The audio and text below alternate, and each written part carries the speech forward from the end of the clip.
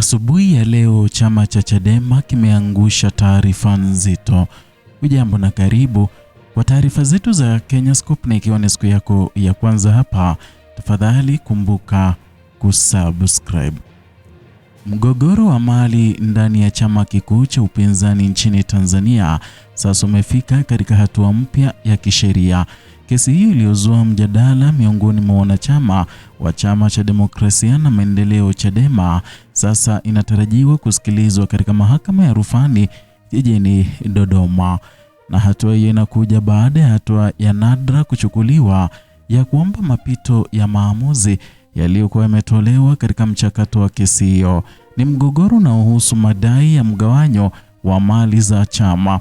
Mgogoro ambao sasa unaingia katika hatua ya juu zaidi ya mfumo wa mahakama nchini, na macho ya wanachama, wachambuzi wa siasa pamoja na wadau wa sheria sasa yanaelekezwa Dodoma.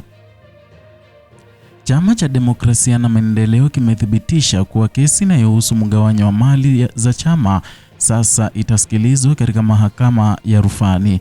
Kesi hiyo imepangwa kusikilizwa Machi tarehe 24 mwaka huu katika mahakama ya rufani iliyopo jijini Dodoma.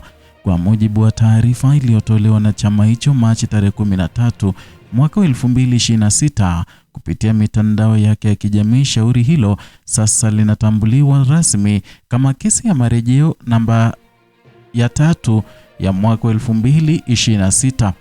Hatua hiyo inaashiria kwanza kwa awamu mpya ya mchakato wa kisheria katika mgogoro ambao tayari umevuta hisia za wanachama na chama hicho pamoja na wadau wa siasa nchini. Ni kesi ambayo pande zote zinahusika na zinatarajiwa kuwasilisha hoja zao mbele ya mahakama ya juu kabisa ya rufaa nchini, na uamuzi wowote unaotolewa unaweza kuwa na uzito mkubwa katika mwelekeo wa mgogoro huo. Kwa mujibu wa taarifa ya Chadema, hatua ya kufika katika mahakama ya rufani imekuja baada ya chama hicho kuchukua hatua na kuwasilisha malalamiko ya Jaji Mkuu wa Tanzania. Malalamiko hayo yalihusiana na baadhi ya maamuzi yaliyokuwa yametolewa katika mchakato wa awali wa kusikiliza kesi hiyo. Na kesi hiyo inaomkabili mwanachama wa chama hicho kutoka Zanzibar anayejulikana kwa jina la Said Issa pamoja na wenzake.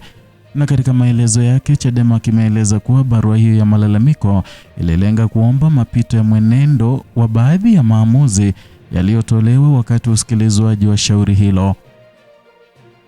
Hatua hiyo ni sehemu ya taratibu za kisheria ambazo wahusika wa kesi wanaweza kuzitumia pale wanapohisi kuna haja ya mamlaka ya juu ya mahakama kuangalia upya mwenendo wa shauri fulani.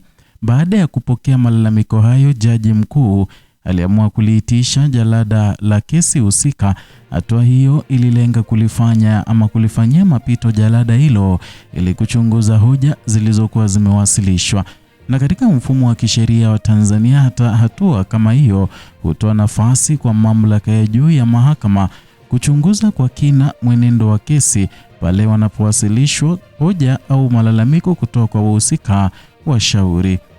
Baada ya hatua hiyo ya mapitio, imeamuliwa kuwa kesi hiyo sasa itasikilizwa katika mahakama ya rufani, na hivyo kuifanya mahakama hiyo kuwa jukwaa jipya la kusikiliza hoja za pande zote zinazohusika.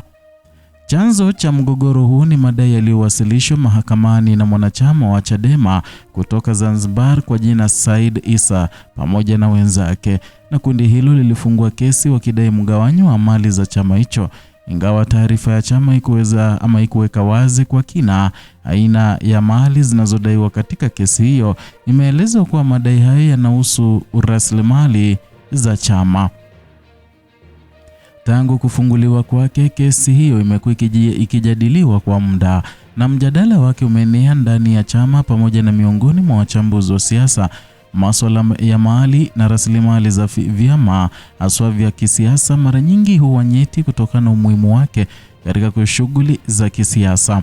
Vyama hutegemea mali za rasilimali hizo katika kuendesha shughuli zake za kisiasa, kiutawala na uhamasishaji wa wanachama.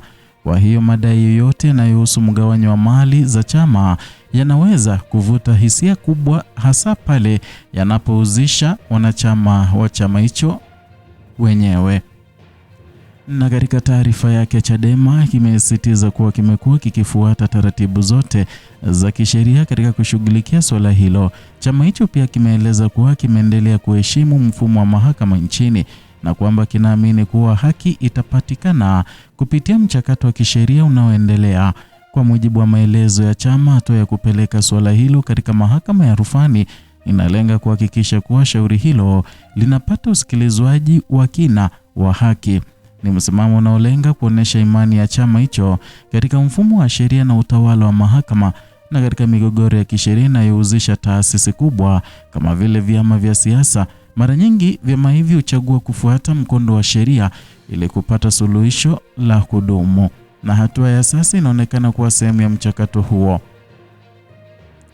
Wachambuzi wa masuala ya siasa wanaeleza kuwa kusikilizwa kwa kesi hiyo katika mahakama ya rufani kunaweza kuwa na hatua muhimu katika safari ya mgogoro huo.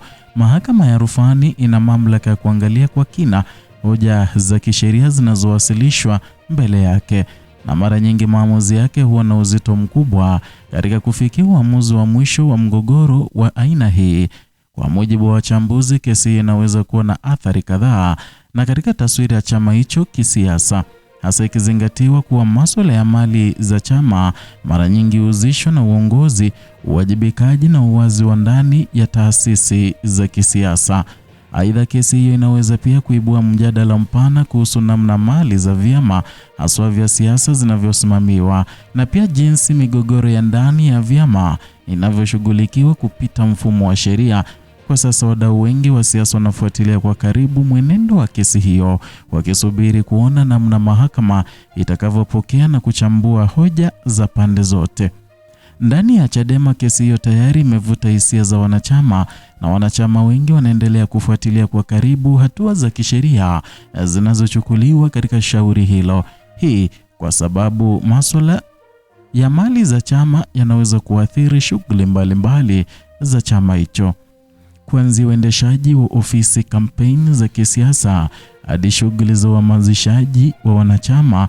Kwa upande wa siasa za taifa kwa ujumla, kesi hiyo pia imekuwa sehemu ya mjadala mpana kuhusu utawala wa sheria katika masuala ya kisiasa. Mfumo wa mahakama mara nyingi huwa jukwaa la mwisho na kutatua migogoro inayohusisha taasisi mbalimbali. Ni kesi hii ni mfano mwingine wa namna masuala ya kisiasa yanavyoweza kuingia katika mchakato wa kisheria.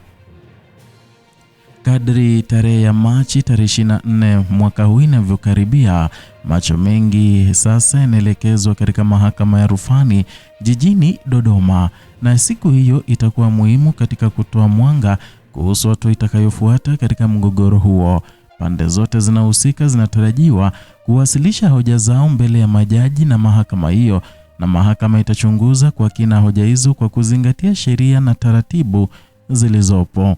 Kwa wadau wengi wa siasa na sheria, usikilizwaji wa kesi hiyo unaweza kuwa mwanzo wa hatua muhimu kuelekea uamuzi wa mwisho wa mgogoro huo, lakini hadi sasa mchakato wa kisheria bado unaendelea na majibu ya mwisho bado yako mikononi mwa mahakama.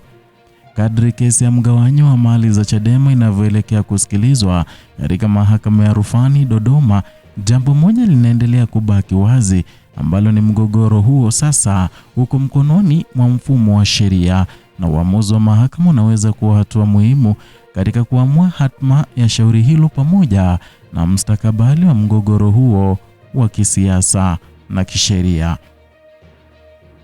Ni hayo tuliokuwa tumekuandalia kutoka hapa Kenyascope kuhusiana na mgogoro wa mali ya Chadema ambao umefika katika mahakama ya rufani.